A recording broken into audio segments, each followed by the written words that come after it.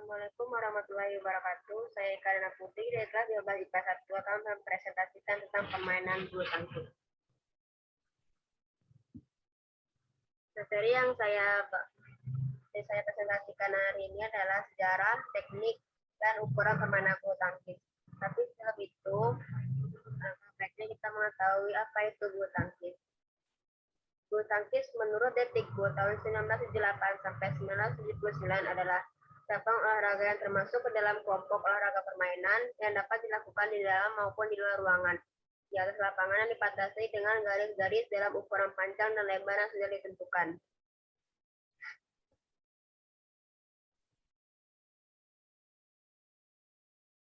Sejarah bulu tangkis.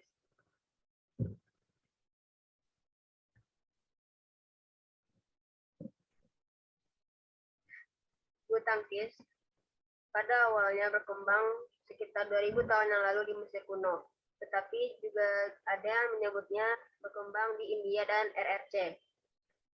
Yang terdininya diperkirakan ialah sebuah permainan Tionghoa atau Jianzi yang melibatkan penggunaan kok tapi tanpa raket. Tujuan permainan Jianzi adalah menjaga kok agar tidak menyentuh tanah selama mungkin tanpa tangan. Pada zaman pertengahan di Inggris, permainan ini dimainkan anak-anak dengan sebutan battledores atau satu kok, memakai dayung atau tongkat yang dinamakan battledores. Tujuannya sama dengan Jianzi, tetapi Jianzi memakai tangan dan permainan battledores tidak. Permainan ini cukup populer untuk menjadi nuansa harian di jalan-jalan London tahun 1854 ketika majalah Punch mempublikasikan kartun untuk ini. Inggris membawa permainan ini ke Jepang, RRC, dan Siam atau Thailand. Lalu tahun 1854 badminton mulai terkenal di London. Olahraga kompetitif bulu tangkis diciptakan oleh petugas tentara Britania Raya kuno ketika Inggris menjajah India pada abad 19 yang dinamai punah. Permainan punah di India diperkenalkan ke Inggris pada 1850-an.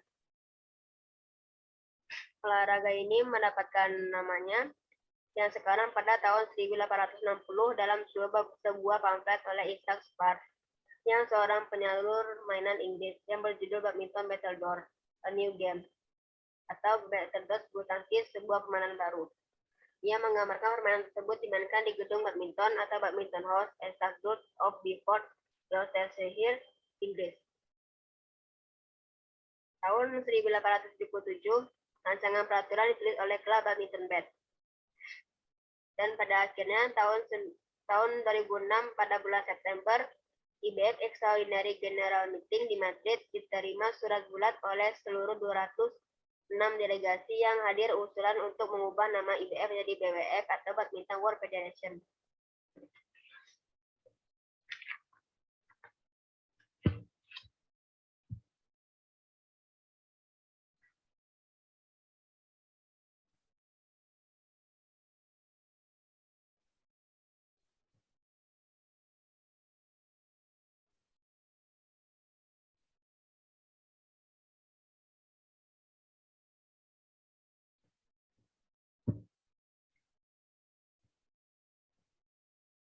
Lalu sejarah bulu tangkis di Indonesia. Pada zaman dulu ada perkumpulan bulu tangkis di Indonesia yang bergerak sendiri tanpa satu tujuan dan cita-cita. Untuk menempuh jalan menuju satu wadah organisasi, pertemukanlah tokoh-tokoh bulu tangkis dalam satu kongres. Tapi hanya di lingkungan Pulau Jawa saja, karena kendala komunikasi antara satu daerah dengan daerah lainnya. Itu pun setelah terbentuknya PORI atau Persatuan Olahraga Republik Indonesia. Tanggal 5 Mei tahun 1991, lahirlah PBSI. Kepengurusannya adalah sebagai berikut ini.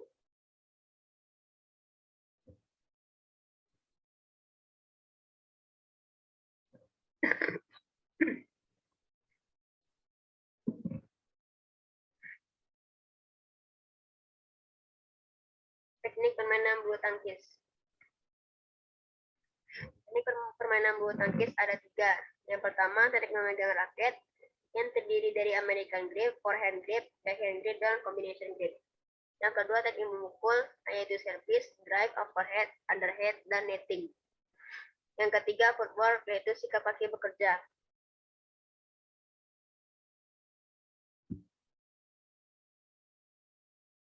Teknik memegang raket American grip.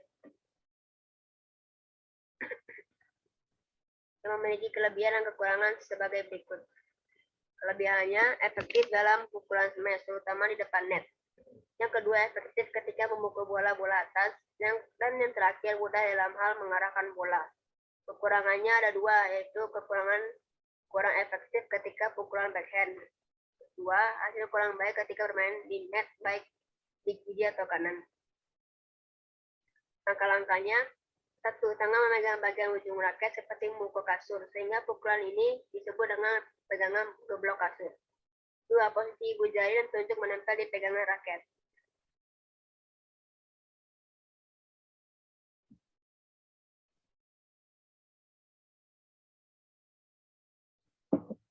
Yang kedua adalah teknik forehand grip.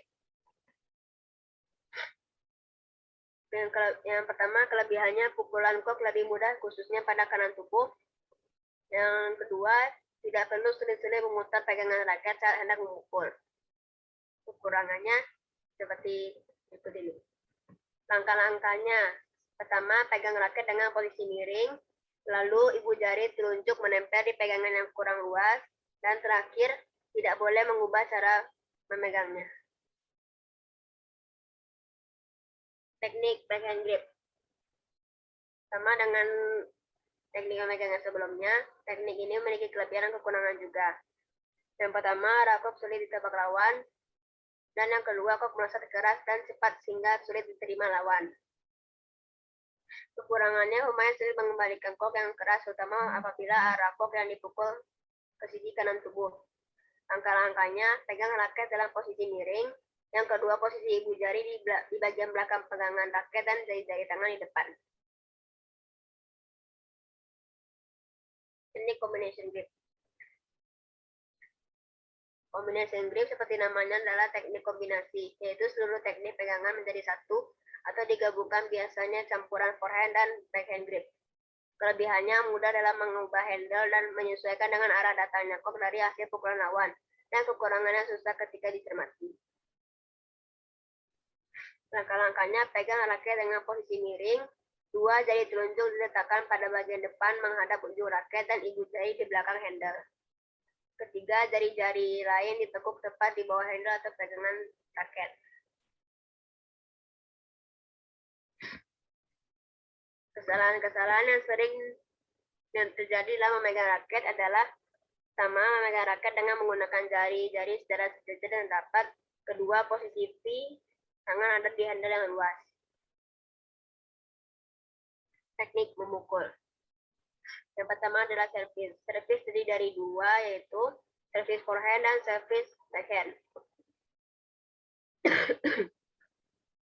Servis backhand juga dibagi dua, yaitu servis forehand pendek dan servis forehand panjang. Sebelum masuk ke servis forehand panjang, maka servis forehand pendek adalah dilakukan agar lawan tak mampu melakukan serangan.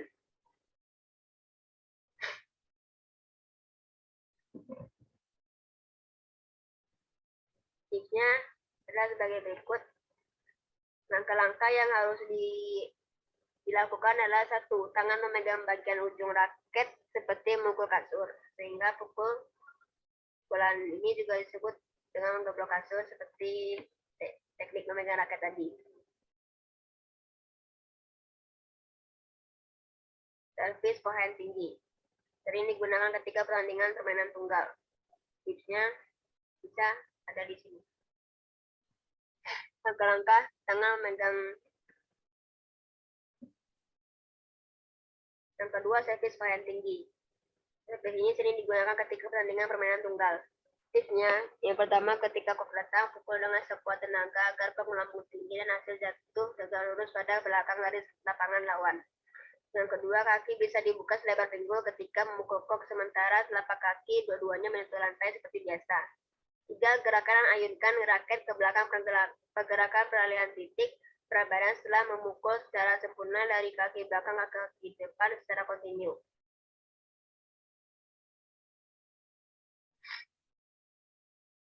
Videonya ada, tapi tidak bisa bisa diputar.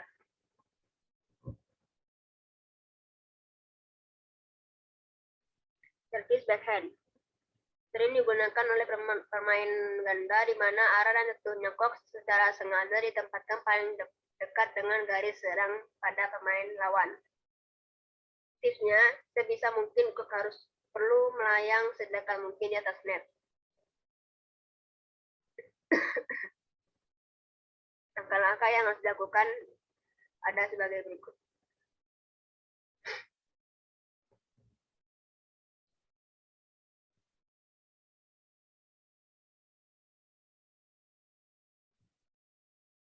Drive. Tujuan dari drive adalah menghindari serangan lawan dan sebaliknya, membuat lawan terpojok mengangkat kos dan membuatnya di posisi bertahan.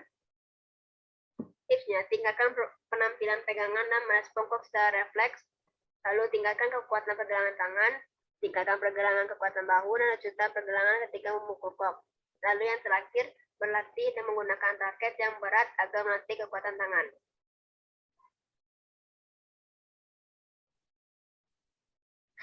Overhead. Pukulan overhead dibagi lagi menjadi 3, yaitu smash, drop shot, dan lob.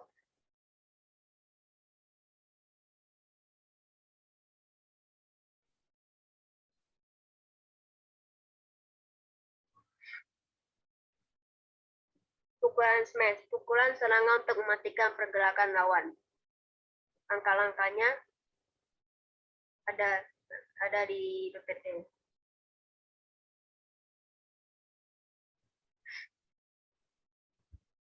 Yang kedua adalah drop shot.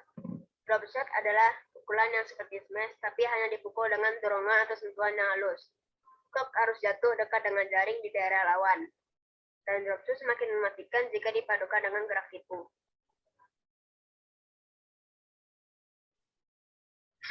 Lob.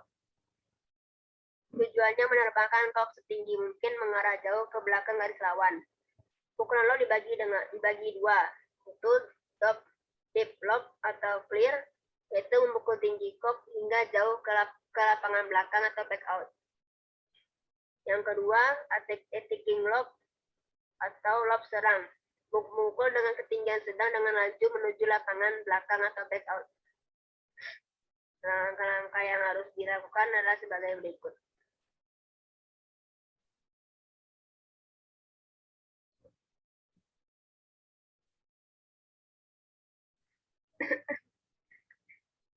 Pukulan underhand.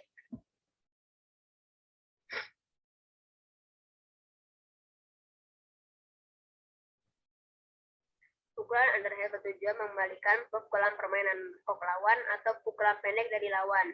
Yang kedua, metode penyelamat ketika tertekan. Tipsnya, pemain harus terampil dalam hal berlari dengan langkah lebar di mana kaki kanan diposisikan pada depan kaki kiri supaya jatuhnya kok terjangkau.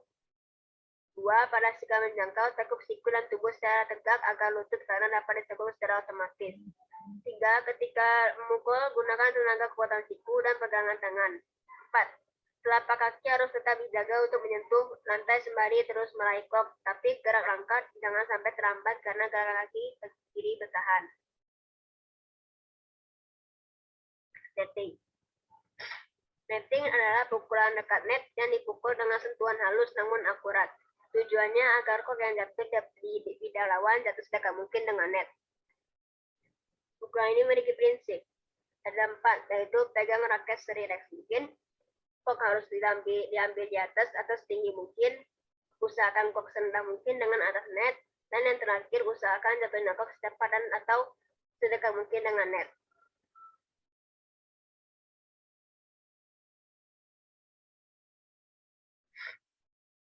Teknik footwork. Tujuan dari footwork adalah agar kok mampu dijangkau pada area manapun dengan sikap ketika lawan menyerang. Setelah berlatihnya adalah melatih kaki dari tengah lapangan ke pojok kanan depan, lalu ke kiri depan, dan sebaliknya. 2. Dari tengah ke samping kanan, lalu kembali ke tengah. 3. Dari tengah ke kanan belakang, lalu ke kiri belakang, dan sebaliknya.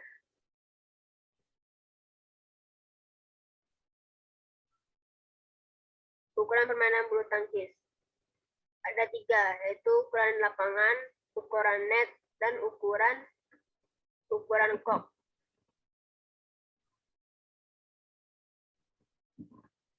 Yang pertama, ukuran lapangan. Lapangan yang dipakai memiliki panjang 13,4 meter, yang dibagi 2 untuk masing-masing pemain. Lebar lapangan 6,1 meter, jarak garis servis depan dengan net adalah 1,9 meter, garis samping lapangan atau pembatas garis servis 3,5 meter. Jadi permainan ganda, jarak servis belakang sampai garis belakang adalah 0,76 meter. Di permainan tunggal, garis samping dengan garis paling pinggir lapangan adalah 0,46 meter. Lapangan bulu tangkis memiliki alas yang dilapisi karpet karet menurut lapangan internasional. Secara umum, warna karpet lapangan bulu tangkis adalah warna hijau yang bertujuan untuk meminimalisir risiko cedera. Untuk lebih jelasnya mengenai ukuran lapangan bulu tangkis, bisa dilihat dari gambar berikut ini. Yang kedua adalah ukuran net. Tinggi net 1,55 meter, panjang 6,1, dan lebar 0,76. Sosok yang digunakan juga memiliki ukuran, yaitu panjangnya 8,8 cm dari ujung kepala sampai ujung daun bulu. Memiliki berat 5,67 gram menurut IBF.